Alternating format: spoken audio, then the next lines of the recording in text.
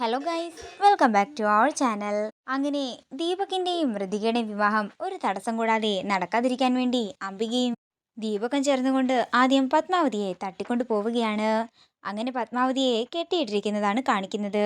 അതേസമയം ഒരു മുൻകരുതൽ എന്നോണം ദിവ്യയും വന്ന് പ്രശ്നമുണ്ടാക്കാതിരിക്കാനായി തൊട്ടടുത്ത മുറിയിൽ തന്നെ ദിവ്യയും കെട്ടിയിട്ടിട്ടുണ്ട്. പണമാണ് നിങ്ങൾക്ക് ആവശ്യമെങ്കിൽ എത്ര വേണമെങ്കിലും തരാമെന്നും എന്നെ ഒന്ന് കെട്ടഴിച്ചു വിടാനും പത്മാവതി ആ ഗുണ്ടകളോട് പറയുന്നുണ്ടെങ്കിലും ഗുണ്ടകള് പത്മാവതിയുടെ വാക്ക് കേൾക്കാൻ പോലും കൂട്ടാക്കുന്നില്ല. പിന്നീട് കാണിക്കുന്നത് വിവാഹത്തിന്റെ ഒരുക്കങ്ങളെല്ലാം ഓടി നടന്ന് ചെയ്യുന്ന രാജുവിനെയാണ്.